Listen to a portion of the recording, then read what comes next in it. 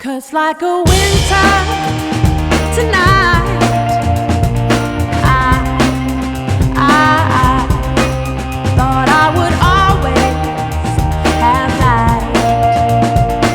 The quick flash that you gave to me, so dark I could barely see. Looking. Welcome everyone. Thank you for joining us. Today we're going to be exploring amazing conversions. We actually have a former pastor that left and became an atheist. He's John Loftus. He has written over six books actually. He has 3 master's degrees. He worked on his doctorate at Marquette on theology and ethics, and currently writes a blog called Debunking Christianity. Welcome to the circle, John. Well, thanks for having me. It's an attention getter. That's why I chose it. Sometimes it gets bad attention. People will come on there and initially, because of the title, they will assume I'm an ignorant buffoon. And it's not too long before they realize that is not the case. That's definitely not the case. I've heard several of your debates. You're very articulate, very, very knowledgeable. And actually, that's going to start leading me into the very first question of this show, is you went actually to a seminary under a very well-known professor, I think you worked under, William Lane Craig, if is his name correct? That's right, yeah. So what happened? Was there a sudden light bulb that clicked, or was it a gradual progression?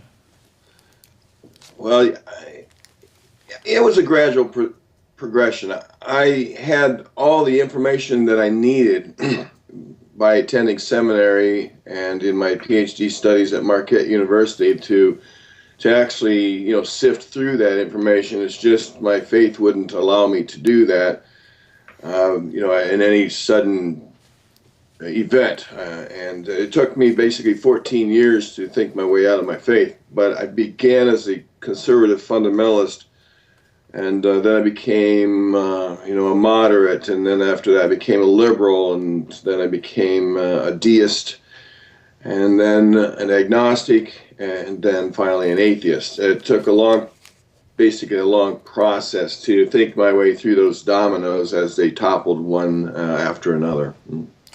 That's interesting. Now, we talked about off camera something about psychology of the mind of the believer. Yeah.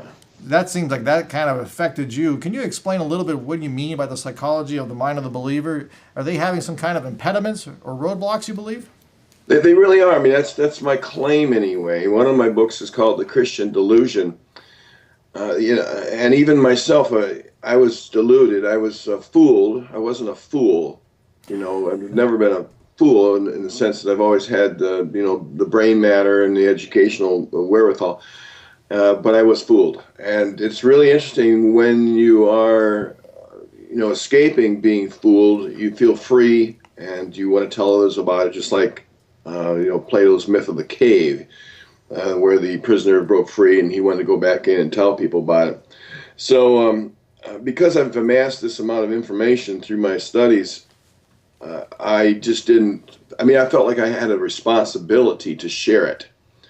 If everybody, once they find out they were brainwashed, indoctrinated, and deluded, just walk away from it, well then who's going to reach the brainwashed, the indoctrinated, and the deluded? So I took it upon myself to, want to go back into the cave, if you will, and help people out. But it's a struggle. They really don't listen to evidence. They have their minds made up. They were taught their religion on their mama's knee, just like the Hindus were taught on their mama's knee, and just like the Muslims were taught on their mama's knee, and the African tribal religions were taught on their mama's knees. And that's all the authority they need. I mean, they don't need any more authority. And they interpret all of life based on those initial experiences. And they never, even after they become adults,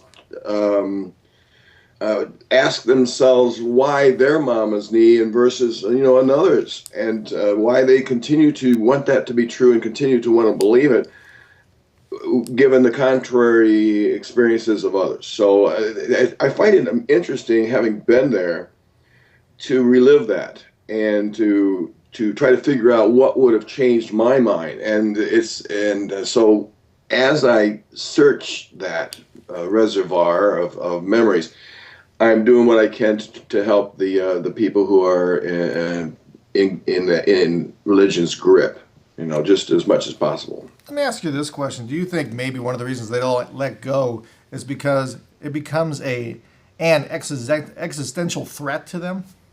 Oh, yeah, definitely, sure, yeah. I mean, it's the fear of the unknown. And I think we were talking beforehand about death. You know, people fear death, and they want to make sure they get it right. I have a lot of people who have contacted me over the years, and they're worried about going to hell if they get it wrong. And my usual response is this: well, have you ever given a moment's thought to Allah and his hell?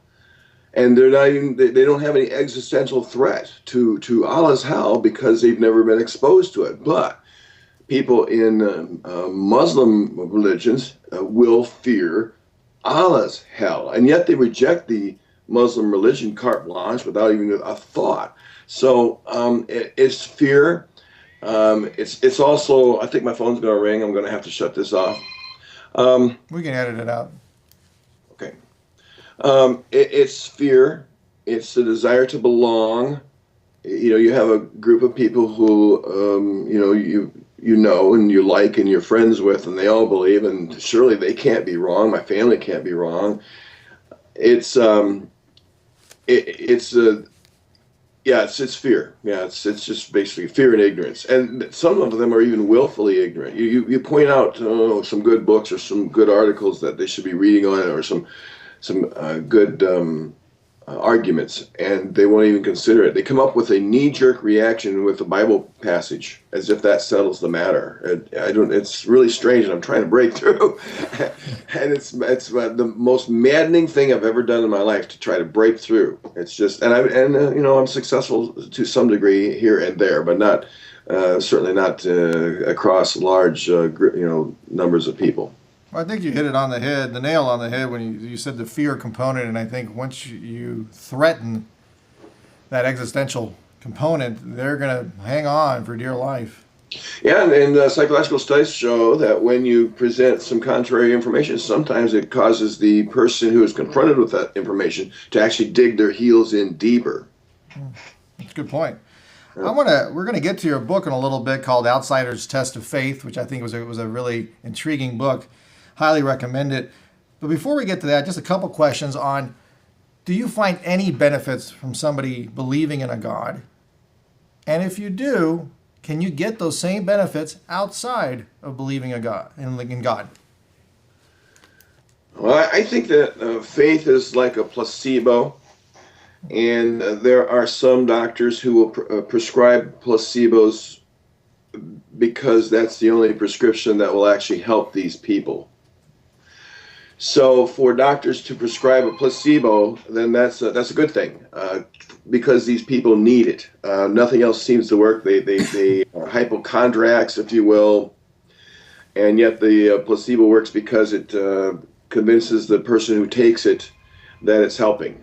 So yes, there are benefits of faith. That is the placebo effect, if you will. I mean, but I still argue against faith for people who are willing to face reality. There are people who can't, and I know plenty of them, especially some of the older generation. My mother, she's lived all her life that way, and I don't talk to her about religion. If it comes up, of course I do.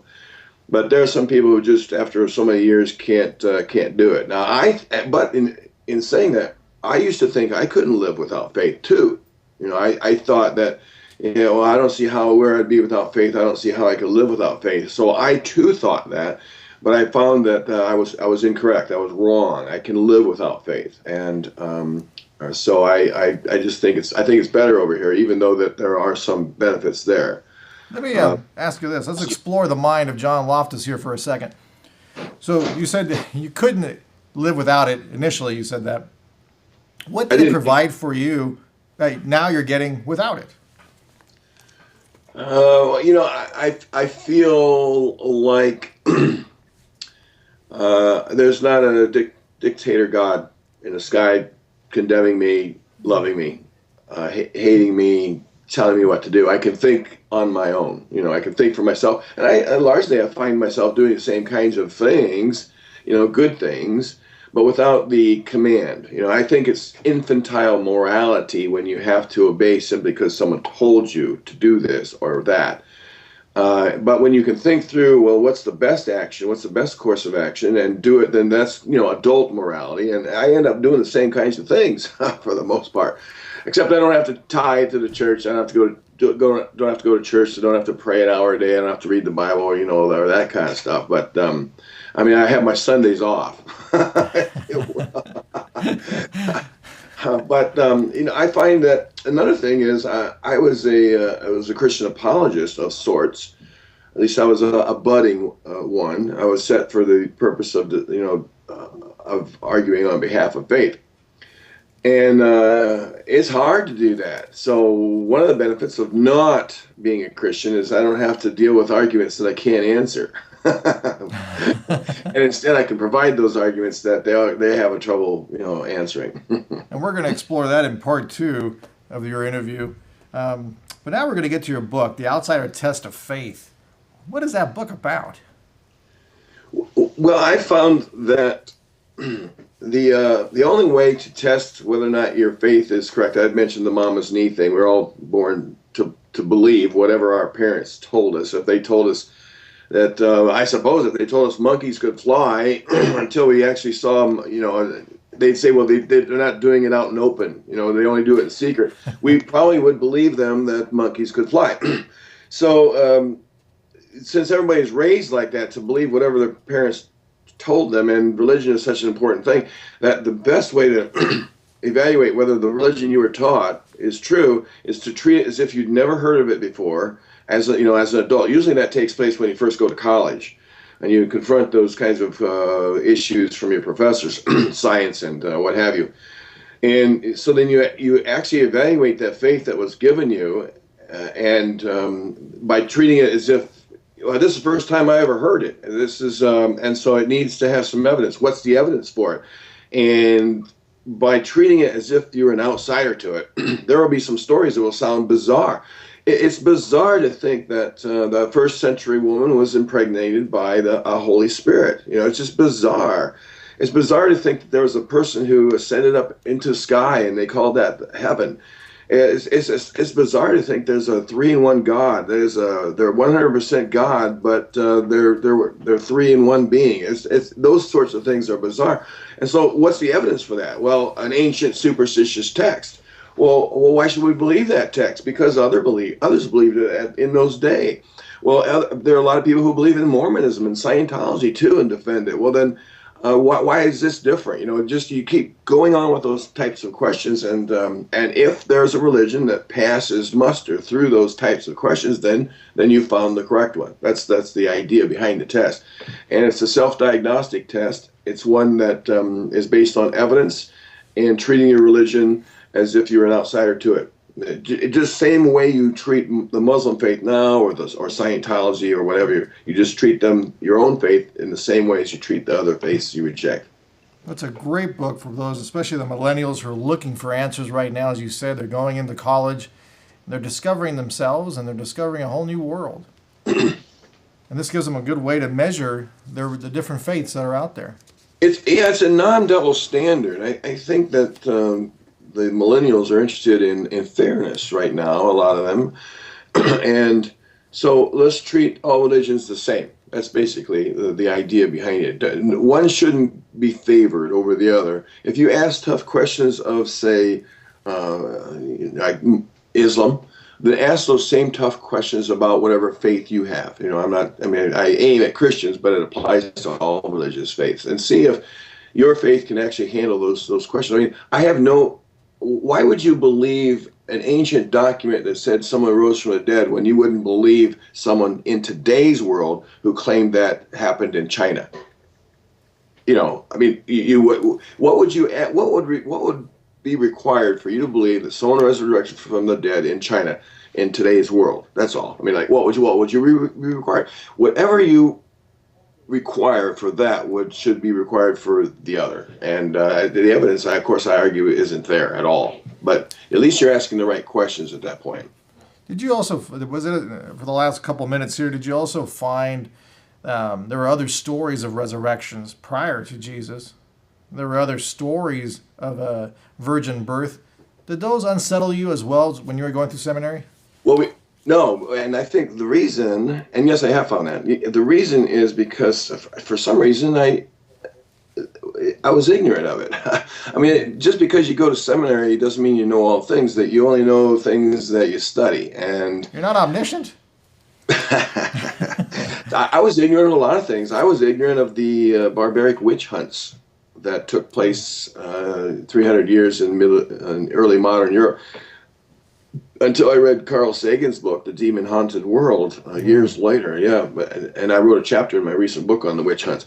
So there's a lot of things I was ignorant about, and I'm not sure how I would have dealt with those things had I known of them. But yeah, I mean, what we find in the ancient world is a lot of superstitious myths, virgin-born babies, Hercules, divine son, what do they call him? Not a deity, but a semigod. And other sorts of things like that, Caesar Augustus was born of a virgin, I mean, all these sorts of things, Plato, that why would I think that Jesus is born, virgin birth was anything special? And why don't I believe the other claims? Why do I just believe Jesus' thing? So those are the kind of things that you test when it comes to knowing which religion is true. And I argue that extensively in the Outsider Test for Faith book. Well, thank you so much for your insight, John. And if somebody wants to get a hold of you, wants to learn more, where do they go? Yeah, just Google Debunking Christianity, and that'll take you to a hit for my blog, Debunking Christianity. And your latest book we're going to talk about in part 2 of the show, which is Christianity is Not Great.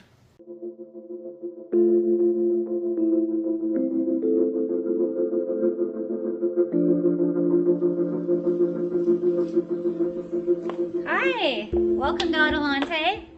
This is Adelante Recovery, and my name is Yvette Kuglin, and I'm part of the staff. Adelante Recovery Center has helped people in dual diagnosis for 5 years. We accept most PPO insurances and provide luxury accommodations and 24-hour support. To speak with an admissions counselor, call 1-888-242-4450. A lot of time we don't even know what's wrong with us, and sometimes we need to get away to figure that out. So if you want to go for a little retreat out in Corona del Mar, which is a confidential location, we're here to help. So we're only a phone call away. Thank you. So we're going to discuss his latest book called Christianity is Not Great. And what motivated you to write this book? Well, I wanted to cover several different aspects of Christianity, and there were some new atheists, the so-called new atheists, Richard Dawkins and Sam Harris and Christopher Hitchens among them.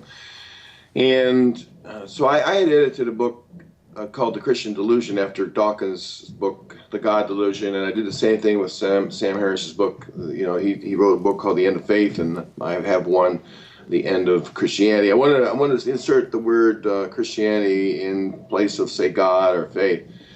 And so Christopher Hitchens had a book called God is Not Great, so I titled mine Christianity is Not Great, because I wanted to focus, on, not just God, like a general idea of God, but I wanted to focus in on one particular view of God as best as possible. That would be the Christian view, although there's lots of different Christian views of God.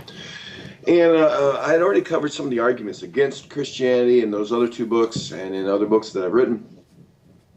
This is a book I wanted to discuss the harms that Christianity has perpetrated on us down through the centuries and even in today's world. And I got a number of good authors to help me do that, scholars writing on a host of selected topics. It's a 555-page book. It's a big one. I'd only seen it digitally, and then all of a sudden when it arrived in the mail, I said, that is a good doorstop. And here it is here. Christianity is Not Great. You can see it here as well. We'll show it to you. Okay. Yep. A quick question before we continue on.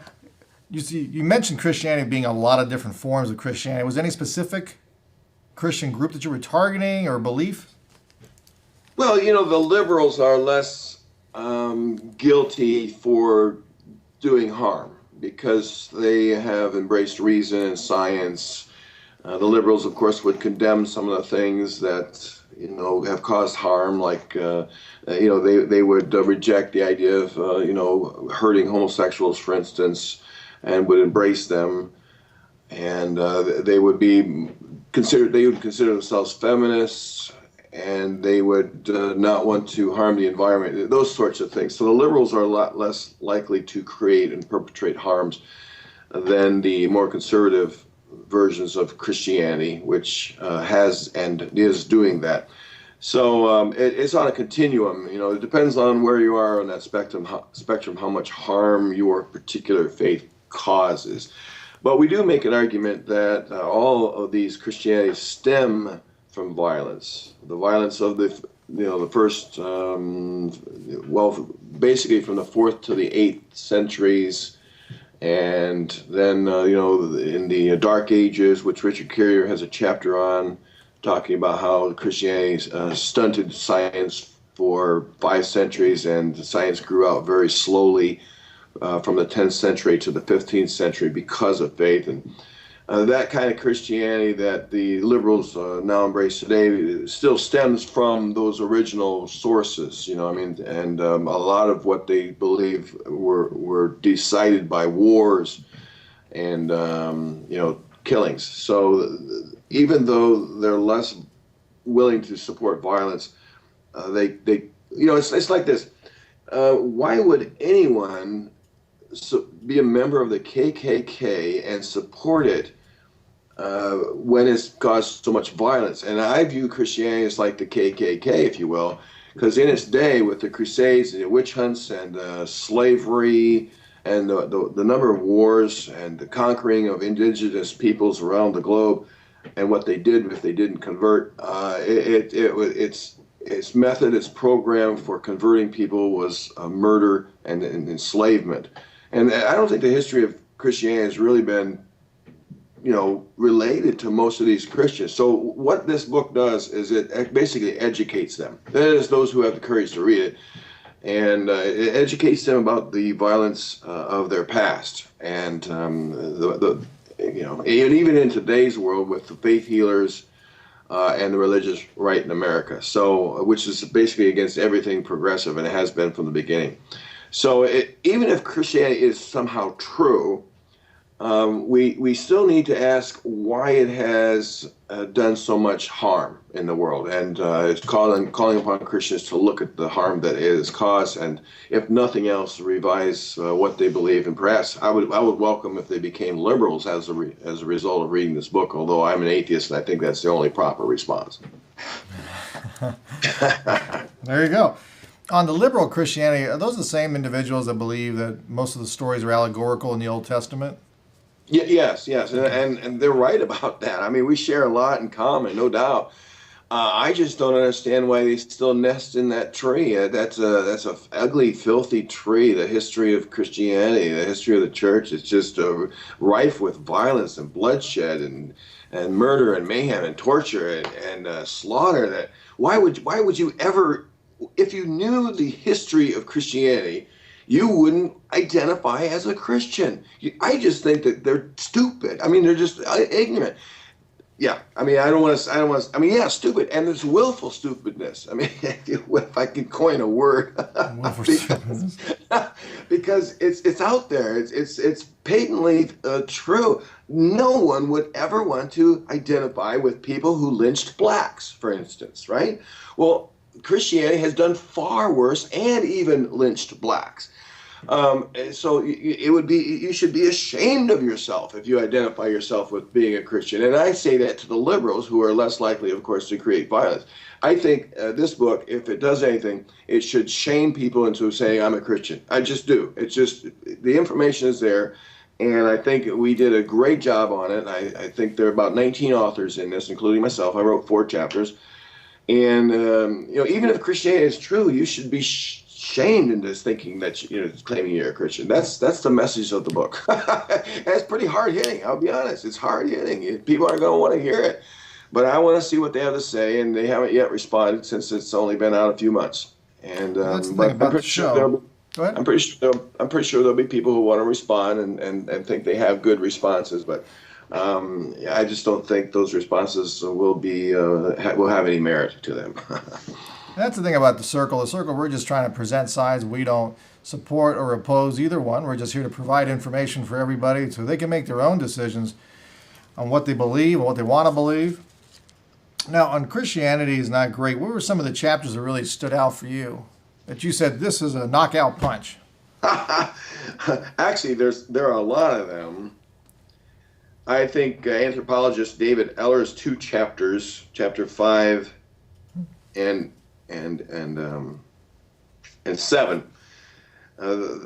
that's where he talks about the Crusades, the Inquisitions, and centuries of Christian violence, and specifically how Christianity colonized indigenous people. And it was either you're going to be a slave, you're going to be a Christian, or you die. And it's just into Australia and Africa and South America and in Asia. That's how Christianity converted people. You're going to be our slaves, you're going to turn Christian, or you die. And that's a quick summary. I mean, that sounds too simplistic from what he actually wrote, but I'm making that for emphasis. It's just horrific. And I learned some things as the editor. I knew about what he's going to say, but just the impact of the total violence is just amazing. I wrote a chapter on slavery. I wrote a chapter on the witch hunts. I think that people need to be confronted with these sorts of things and what it says about faith. There's a chapter by Ronald Lindsay, who is the CEO of the Center for Inquiry on the sanctity of life principle, and it's a good principle, but it's not to be an absolute, and that we shouldn't leave that discussion in the hands of theologians. It's really excellent. All right, but let me just talk about Veronica Drance's chapter, The Gender Binary and LGBTI People, Religious Myth and Medical Malpractice, was a stunner. I think it's the best chapter on the lesbian, gay, bisexual, transsexual, intersexual people that I've ever read. It's pretty deep reading, though, that one. What was her name again? Veronica Drance. And she shows how that doctors have been trying to make homosexuals straight, as medical malpractice. And she highlights what Christians have done with intersex people. Intersex people are babies are born with a penis and a vagina. And what you do, so far anyway, doctors have cut it off. They've made the decision for the baby. Well, why can't the baby decide for itself when it grows older? Why can't? But because you got this Christian idea that homosexuality is bad, she highlights a lot of medical malpractice, and she's calling an end for that. I thought that was a stunning chapter. Annie Laurie Gaylor, she's the co-founder and co-president of Freedom from Religion Foundation, and they try to look for violations of separation of church and state. And she has a chapter subtitled Christianity's War Against Women. She's a leader in the feminist movement as well, I think, and at least she is in my circles. And she just highlights over and over what Christianity has done for women. That's one of the reasons why I do what I do, and that is because of what Christianity does to women. It's just horrific, to be put in your place and in a male-dominated society, perpetrated by a male-dominated religion, is just it motivates me like anything else to go after the religion that has justified this. And she has one of the best chapters I've ever read on the subject. Fascinating.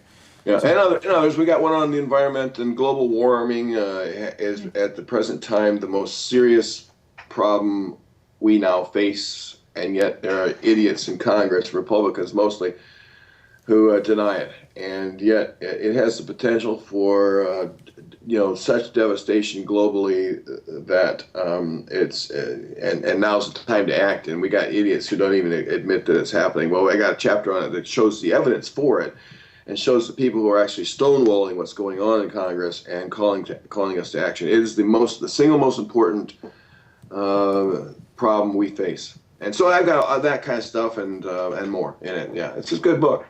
So it sounds like Christianity's limiting view is affecting a lot of our policies, not only our own life decisions, but everybody's decisions. Well, that's because they're in power, you know, for the most part. They'll claim they haven't got enough power. They'll claim they're losing power, and hopefully that's to a degree, by degree, somewhat, true. But by very claiming that they don't have enough power, they're getting more Christians to come out and help them, vote and write letters and, support them. So in the very act of saying we're losing our power, our grip on Congress, they actually use that to gain more power. It's a battle. It's a battle for reason and science, and faith is no part in this at all. It needs to go. It just needs to go. And I hope that this book helps spread light on that. Once again, the book is Christianity is Not Great. Is that correct? That's right. Yeah. It's titled after Christopher Hitchens' book, God is Not Great. That's right, the late Christopher Hitchens. So here's the book again, Christianity is Not Great. Thank you so much, John, for the insight. Thank you for being on the circle. Remember, we try to really give you a better understanding of human psychology in different environments, so we can have a better understanding not only of ourselves, but of the world around us. Thank you, everyone, for joining us. Remember, our motto is simple. Wherever there's psychology involved, we are there. We'll see you next time.